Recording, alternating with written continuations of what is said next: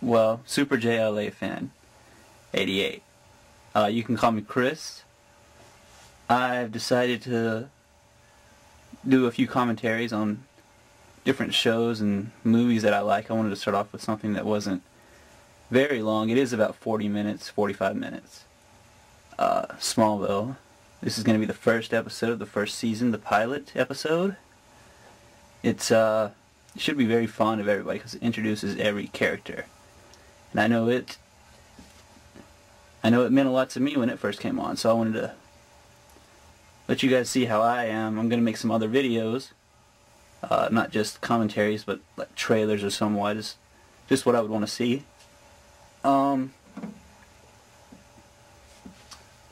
It's going to be about, I'm going to talk about how I feel about the show, and just how I think everybody else feels.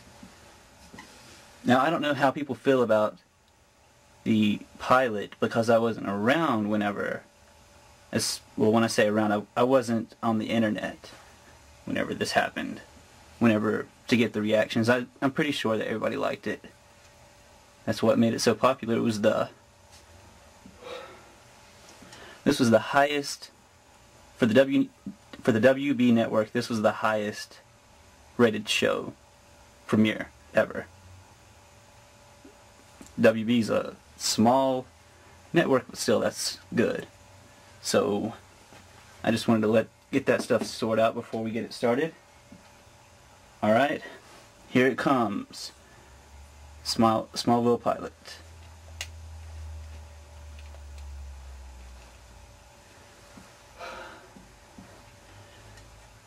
Alright, here's the opening sequence.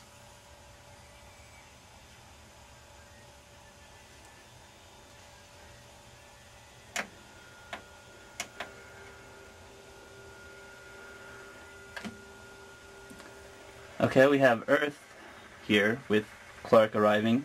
When I first saw the show, when I first saw this, I didn't get to see the very beginning when it first premiered. I was about 20 minutes into it, right when Clark was hit on the bridge. I was watching TV Guide trying to find something to watch, and I missed the first part. And then it said the show was about Superman, so I turned it to Superman. I wasn't a big Superman fan. Not until Smallville came on, but I always thought that he was kind of bland. He wasn't, how could you stop him? And I'll get more into that. But here we were introduced to young Lex Luthor and his father Lionel. Lionel is like a really evil businessman, but his son turns out to be even worse than he is, which is really bad. This is Aunt Nell, Lana's aunt. It seems that her and Jonathan had some kind of a romance in the past. It doesn't really say a whole lot. They never went deep into it, but they're two young people, a young couple. Martha played Lana Lang on the Superman 3, and that's young Lana in the princess outfit. This is pre-Clark. Here Martha makes her wish. Her wish that brings Clark to her. Jonathan, they live in a small town, and you can just tell by the truck, and, well, it's Superman, so you should know that he's in Kansas if you know about the character.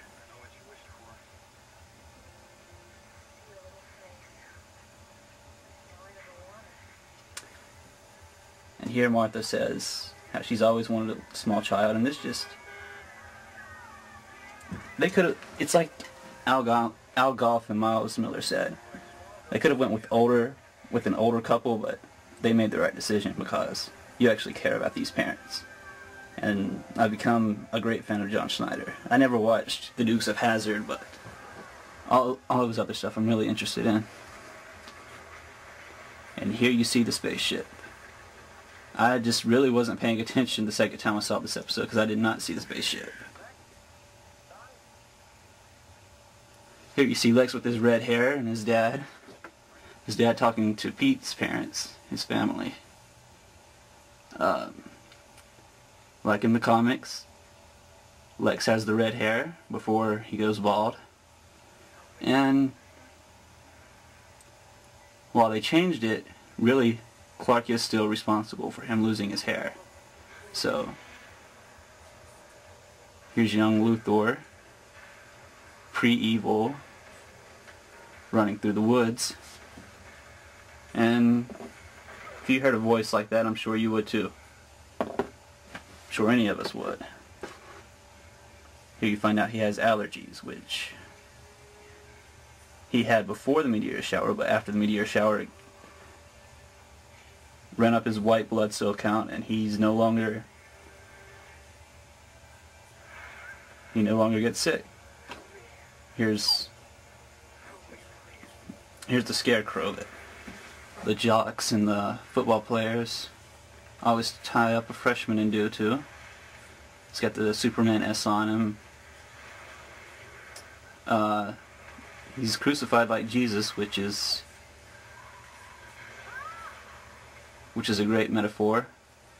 You have this small town just going about their lives. Just think of you yourself going about this, and then all of a sudden, this terror just comes to you. And they do it realistically. Smallville to Superman is as close as Christopher Nolan. Christopher Nolan with Batman Begins, he made him very realistic. The show on here made Superman as realistic as possible, which I really like. And a lot of people don't. This show shows why Clark is Clark, and that's what I love. That's why I like Superman now, is because I can understand him. I can see why he feels this need to do what is right. I never felt that before. I mean, I never understood why he would do all this stuff. But the show it shows it. You don't use kryptonite. That's not his greatest weakness. His heart is his greatest weakness, and his caring for others. Here's young Lana Lang, who just lost her parents, which is heartbreaking. And then possibly the two greatest parents ever are right here.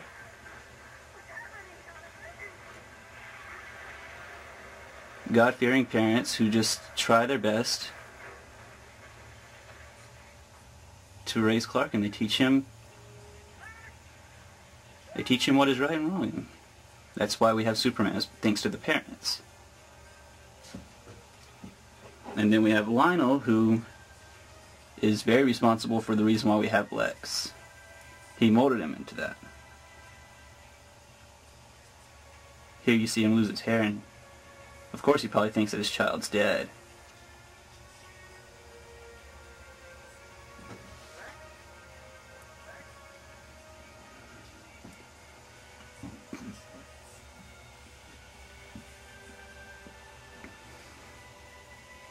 And then he just looks at him with disgust, and I mean, that must be heartbreaking to Lex. I mean, your father's supposed to love you no matter what, and then his father looks at him with disgust. I love the episode in the second season where they explore what happens more after this, in this episode, where it shows why Jonathan hates Lionel. That's probably an episode I'd like to do a commentary on. If everybody responds well to this one. I'm going to have to mash pause, though, because, well,